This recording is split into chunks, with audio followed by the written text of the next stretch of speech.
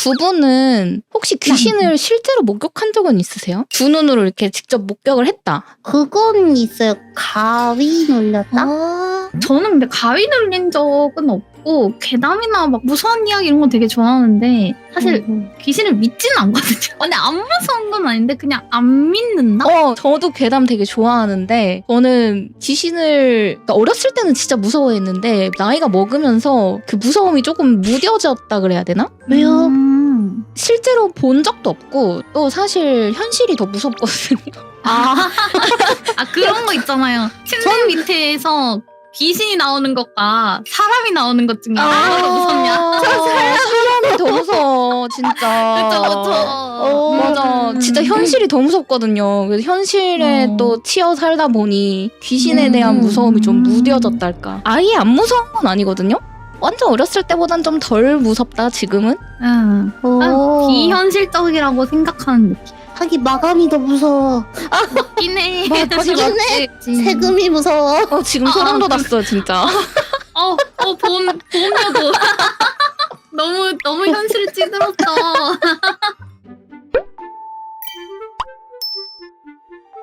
저희가 여러분께 으스스한 괴담을 들려드리기 위해서 키곰님이랑 타초초님이 썰을 준비해 오셨어요. 두 분의 썰을 저희가 이제 차례대로 들어보고 더 재밌는 썰, 더 으스스한 썰에다가 투표를 해서 우승자를 가려볼 거예요. 자, 두 분 어떤 썰을 준비하셨죠? 저는 일본에서 살고 있었을 때 있었던 일을 갖고 왔습니다. 맞아, 키곰님이 일본 분이시죠? 네, 저는 지금 한국에서 9년차 생활을 하고 있고 네, 기화도 했고요. 아, 기화하셨구나. 일본에서 겪으셨던 어마무시한 썰을 가지고 오셨다고 해요. 그렇죠. 어마무시한 썰 갖고 왔습니다. 자, 그럼 타초초님 어떤 썰 준비하셨는지 간략하게. 저는 혹시 낚시 하시는 분들 계신가요? 저는 해보긴 했어요. 근데 막 다니진 않아요. 저도 낚시 제가 해본 적은 없는데 일단 그런 낚시를 하다가 생긴 그런 무서운 이야기. 낚시에 관련된 썰 좋습니다. 그러면 썰을 들어볼까요? 이 이야기는 친구 아버지의 실화입니다. 편의상 친구의 입장으로 이야기하도록 하겠습니다. 저희 아버지는 낚시를 무척이나 좋아하시는 분이십니다. 바다 낚시보다는 접근성도 좋고 번거롭게 배를 타지 않아도 되는 민물 낚시를 더 선호하시는 분이죠. 아버지는 동네마다 못이나 저수지 등 낚시할 수 있는 스팟을 여기저기 많이 알고 계셨어요. 그리고 가장 좋아하시는 낚시터가 저희 외할머니 댁에 가는 길에 있는 저수지였습니다. 외할머니 댁 가는 길 중간 지점에는 커다란 댐이 있었는데요. 이 댐을 따라서 빙 둘러 강을 쭉 따라 올라가면 외할머니 댁이 나왔어요. 저수지는 외할머니 댁에서 차로 30분 정도밖에 안 걸렸던 것 같지만 저희 집에서 외할머니 댁까지 가는 길이 2시간이 넘다 보니 아버지께서는 보통 명절이나 되어야 낚시를 즐기실 수 있었죠.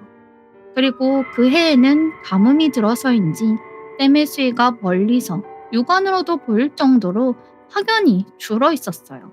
평소였으면 낚시를 포기하셨을지도 모르지만 그날은 유난히 모기를 부리셨어요.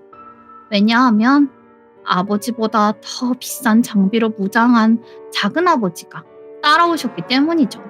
저희 집은 외가와 친가가 종종 왕래가 있었기 때문에 작은 아버지가 저희 외할머니 댁에 놀러 오시는 게 이상한 일은 아니었어요. 아버지는 가족들에게 다른 낚시할 만한 곳이 있는지 물으셨고 어머니와 외삼촌은 아버지께서 항상 가시던 곳보다 크진 않지만 귀신골이라고 부르는 작은 못이 있다고 말씀해 주셨습니다. 이름에서 느껴지시다시피 거기선 귀신을 본 사람이 많아서 원래 이름이 아니라 귀신골 혹은 귀신못이라고 많이 불렀대요. 어차피 다들 흔한 괴담이라고 여기고 믿지 않는 분위기라 가신다는 아버지와 작은 아버지를 딱히 말리시지도 않았죠. 두 분은 점심을 먹고 출발하셔서 해가 저물기 전에 도착하셨고 낚싯대를 세팅하고 나니 해가 저물기 시작했대요. 산이다 보니 캄캄한 어둠이 짙어졌고 불빛이라고는 작은 손전등 하나와 차량의 헤드라이트가 전부였다고 합니다. 낚싯지 던지는 소리와 바람에 풀이 나부끼는 소리만 간간히 들리는 와중에 물고기는 낚일 기미조차 안 보였고 두 분은 낚시 분위기만 즐기며 라면이나 끓여 먹고 돌아가자고 그렇게 말씀을 나누셨대요.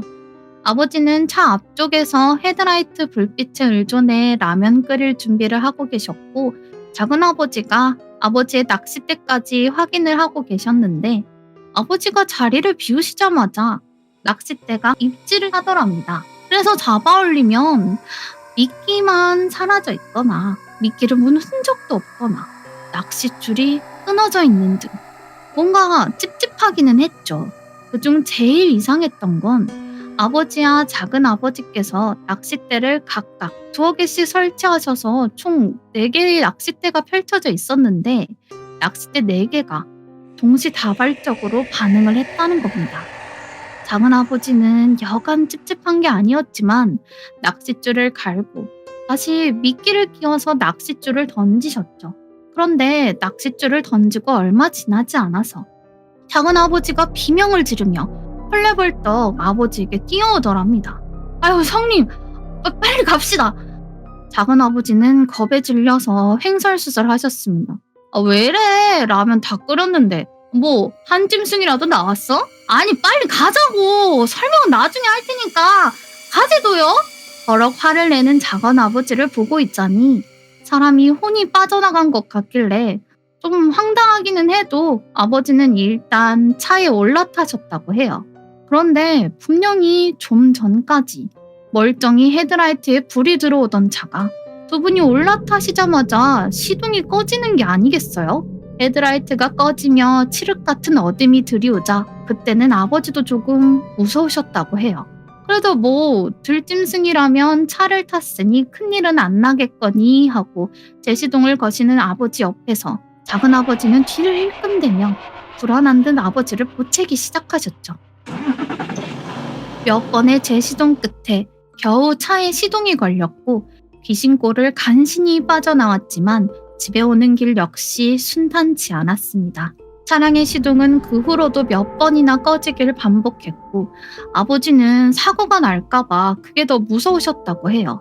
차를 타고 10분이면 오가는 거리를 두 분은 30분을 넘게 고생하며 겨우 외할머니 댁에 도착하셨고 식은땀을 흘리며 운전에 온 신경을 몰두하셨던 아버지와 혼이 나가서 떨고 있는 작은 아버지 사이에는 정막만이 흐르고 있었죠. 아버지는 차의 시동을 끄기 전 작은 아버지한테 대체 왜 그랬는지 물으셨대요.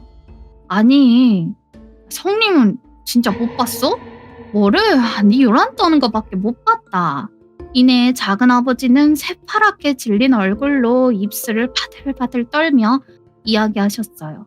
아니, 그 물속에 사람 머리 같은 게 보였다니까. 이렇게 머리를 산발을 해갖고 미역 줄기 마냥 긴 머리카락이 떠 있었다고. 그게 낚싯줄에 엉기 있었다고. 아버지는 작은 아버지가 헛것을 봤다고 생각하셨고 고작 그런 것 때문에 그 고생을 하며 왔다는 사실에 화가 나셨지만 작은 아버지의 겁에 질린 얼굴을 보니 화를 참을 수밖에 없으셨다고 합니다. 그렇게 두 분은 차에서 내려 집으로 들어가려고 하는데 갑자기 작은 아버지가 그 자리에 우뚝 서시는 거예요. 성림아, 우리 오는 길에 비가 왔나? 작은 아버지가 또 헛소리를 한다 생각해 짜증이 난 아버지는 작은 아버지를 획 돌아보셨고 작은 아버지의 시선은 트렁크 쪽에 멈춰 있었습니다. 그리고 트렁크 위에는 물기가 한가득 흐르고 있었대요. 차 어느 곳에도 물기 하나 없는데 오로지 차 뒤쪽 트렁크 위쪽에서만 물줄기가 뚝뚝 흐르고 있었다는 거예요. 힘들게 집까지 도착한 탓에 더 이상 생각하기도 지치신 아버지는 별일 아닐 거라고 생각하며 방에 들어가 누워 잠을 청하셨지만 찝찝한 마음에 한참 동안 잠을 설치셨다고 했습니다. 다음날 귀신골에서 정신없이 도망치듯 짐도 못 챙기고 돌아왔기 때문에 아버지와 어머니, 외삼촌 이렇게 세 분이서 귀신골로 향하셨다고 합니다. 그리고 아버지는 작은 아버지가 헛것을 본 게 아니라는 걸 두 눈으로 직접 확인하게 되었죠. 회수한 낚싯대 중 하나에는 정말로 여자의 긴 머리카락 같은 게 낚싯바늘에 엉켜 있었다고 해요. 그제서야 아버지는 어젯밤 그곳에서 풀벌레 울음소리조차 한번 들은 적이 없다는 걸 눈치채곤 소름이 돋으셨다고 합니다. 네, 여기까지입니다. 와, 원래 그거 알죠? 물귀신이 제일 무섭다 그러잖아요. 맞아요. 물귀신이 진짜 한이 엄청 맺힌 귀신이래요. 그래서 물귀신이 그래서 엄청 더- 위험한 귀신이라고 하더라고요. 그게 또 진짜 신기한 것 같아요. 그 낚싯줄이 끊어지는 거. 저도 낚시를 막 즐기는 편은 아닌데 낚시를 해본 적은 있으니까 이게 진짜 낚싯줄이 끊어지려면 어디 바위에 걸리거나 아니면 진짜 그니까. 힘싸움을 하고 이렇게 끊어져야 그쵸, 그쵸. 되는데 어우. 그거는 진짜 다음 주 낚시 취소해야겠다고? 어때요, 키곰님? 들어보니까. 아니 그 물은 또 어디서 났으며 얼마나 걸음이 빨랐으며. 매달려서 오지 않았을까요? 와 진짜 그런 거야? 무서워. 와 방금 한 말 됐다. 진짜 소름 돋았어요. 저는 그 트렁크에 물 있었다는 게 그 낚시 음. 터에 있을 때 귀신이 이제 거기 있었다라고만 생각했지 쫓아왔을 거라고는 생각을 못했거든요. 쫓아왔으면 진짜 소름이다. 저는 쫓아왔을 거라고 생각했어요. 왜냐하면 오. 중간중간 시동이 계속 꺼졌다고 했잖아요. 그 친구가 차량에 장난질을 치지 않는 이상은 맞네. 진짜 맞네. 그러네. 그것도 있는 것 같아요. 작은 아버지가 그 약간 기가 허한 분이시라고 들었던 것 같아요. 맞아. 오. 귀가 이제 허운 사람들한테 귀신이 보이거나 가위가 눌리거나 뭐 이런다고 하잖아요. 오, 저 기짱 센데 가위 눌렸는데. 키곰님 귀신 센거 무섭다면서. 맞아요? 자, 그럼 안 되겠다. 키곰님 썰을 들어볼까요? 제가 들려드릴 이야기는 과거에 저는 학교를 졸업하자마자 첫 취업이 결정이 되어서 어른들 도움 없이 혼자서 자취할 집을 알아보려고 다녔던 때의 일입니다. 일단 한국이랑 일본이랑 좀 다르다 보니까 이해를 돕기 위한 설명을 조금 드리고 이야기를 넘어갈게요. 일본은 한국과 다르게 빌라라고 부르는 형태의 건물을 아파트라고 부르고 아파트같이 좀 고급진 고층의 건물들을 맨션이라고 불러요. 여기서 제가 말하는 아파트라고 하는 거는 이제 작은 흔히 와르르 맨션 생각하시면 될 거예요. 네. 얘기를 시작을 하자면 제가 나름 열심히 자취집을 알아보던 중에 커다란 고층 건물들 사이에 있는 괜찮은 2층 아파트를 소개받게 됐어요. 제가 소개받은 집 건물 안쪽에 맨 끝 201호실이었는데요. 운이 좋게도 바로 며칠 전에 리모델링 공사를 마친 새 집이었고요. 깔끔한 구조에 집주인분도 아주 먼 타지에 계시고 바로 옆집인 202호실이 공실이라는 거예요. 소음에 민감한 저로서는 옆방이 공실이라는 게 너무 행복한 거예요. 너무 기뻐서 바로 계약을 했어요. 그 다음 주에 바로 이사를 하게 됐고 어렸을 적부터 친했던 하루나츠 아키라는 요 3명의 친구들과 이삿짐을 옮기고 정리랑 청소까지 끝낸 뒤에 맛있는 저녁이랑 술 한잔을 하면서 하루를 마무리하고 있었어요. 그런데 갑자기 친구가 계단수가 부족한데 괜찮아? 라고 하는 거예요.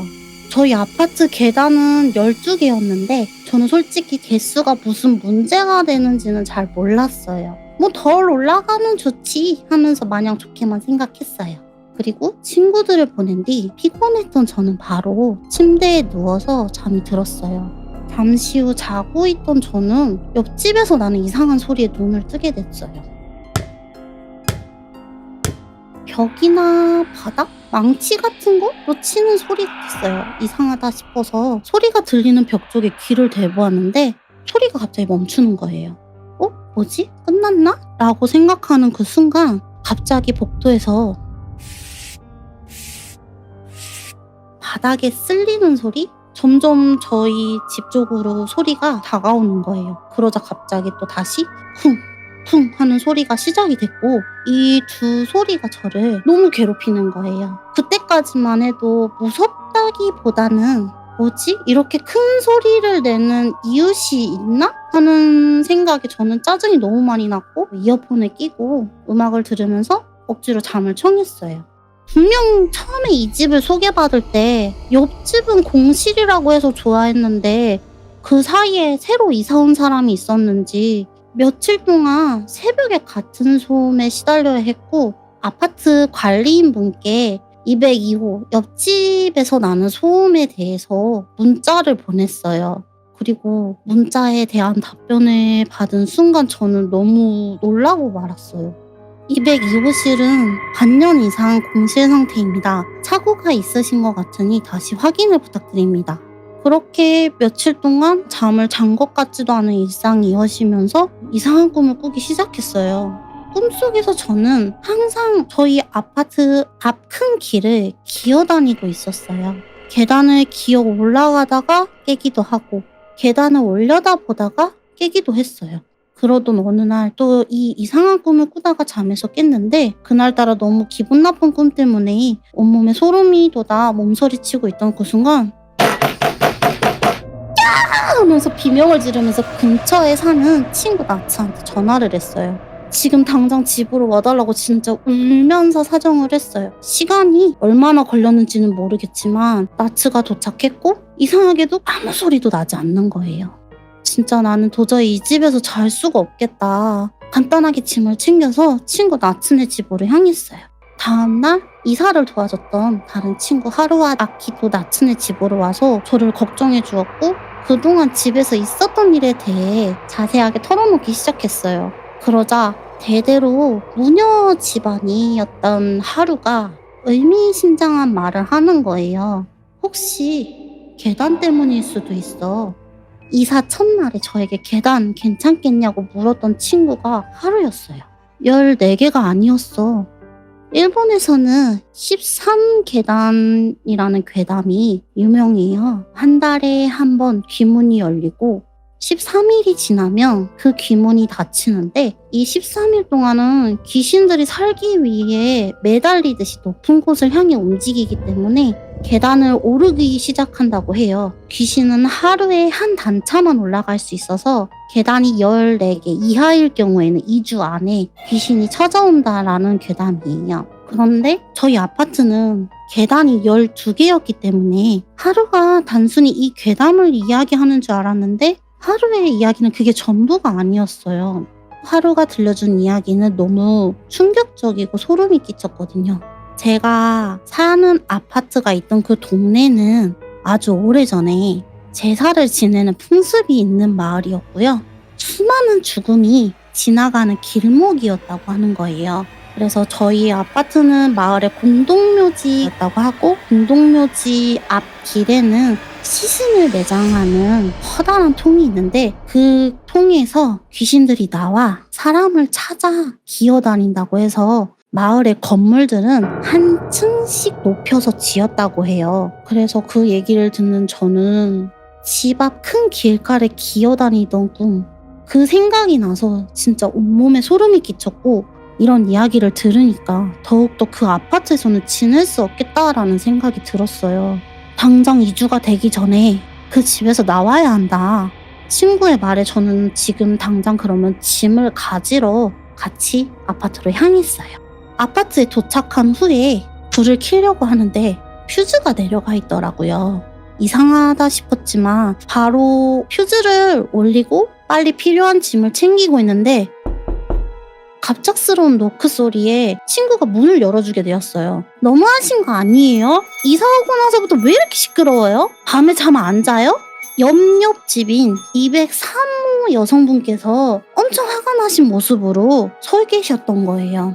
그동안 소음으로 너무 힘들었고 어제 새벽에 유달리 너무 시끄러웠다고 하시는 거예요. 분명 저는 어제 새벽에 집에 없었는데 말이죠. 저 여성분의 말을 자세히 들어보니까 그동안 여성분이 들었던 소음은 제가 들었던 쿵쿵 거리는 소리가 아니라 여자와 남자의 시끄러운 대화 소리였대요. 근데 유달리 어제 새벽에는 소리 지르고 싸우고 그런 소리가 크게 들렸다고 하시더라고요.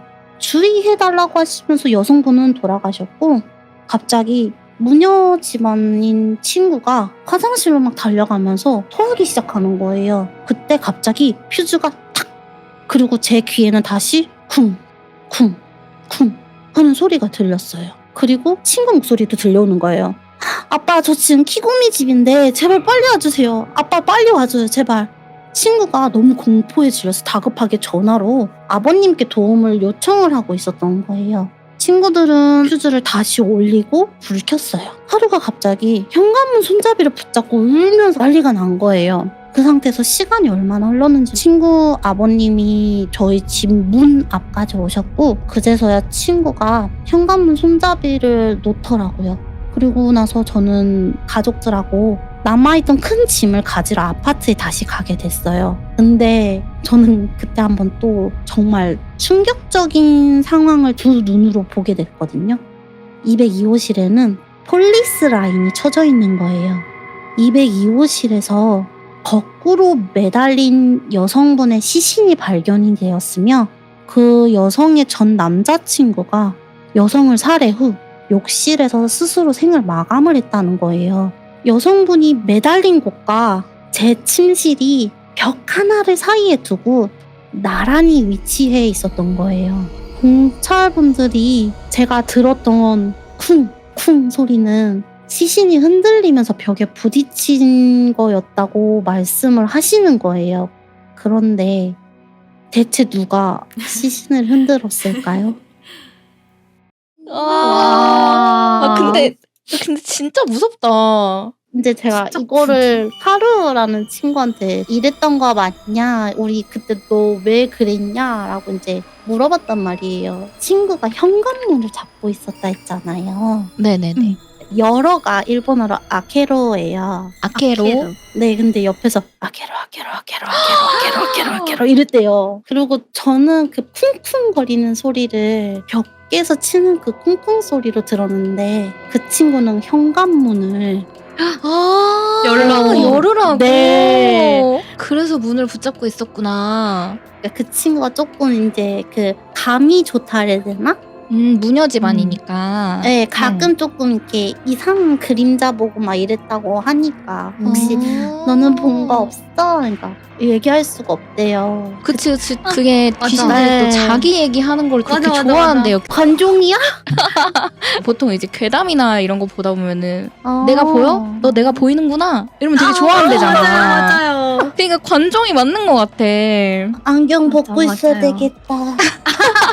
아니 그러면은 그 시체가 네. 그 사망 추정 시간이 나오잖아요. 언제쯤이었대요? 키곰님이 이사 오기 전인 거예요? 아니면 이사 오고 나선 거예요? 제가 이사 오기 전이긴 한데, 저도 이게 한참 뒤에 들었거든요.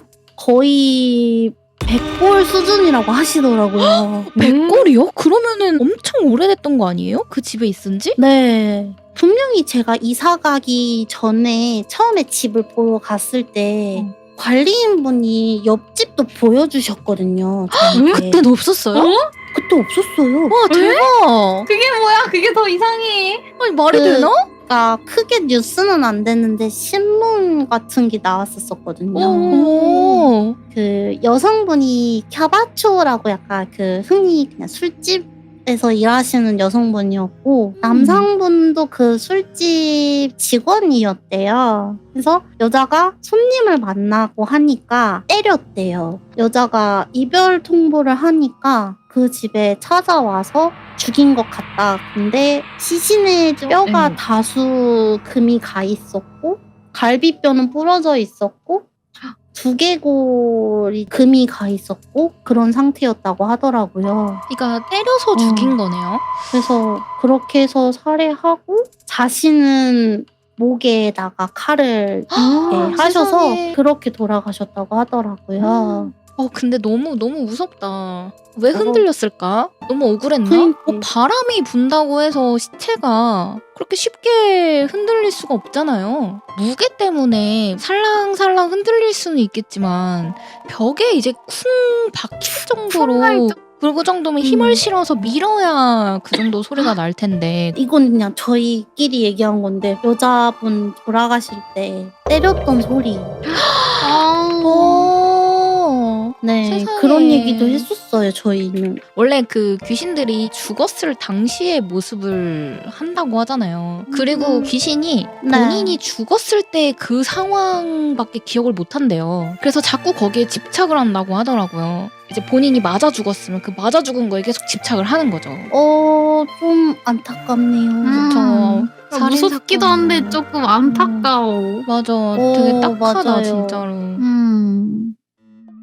자, 자, 그러면 투표 결과를 공개를 해볼까요? 짠!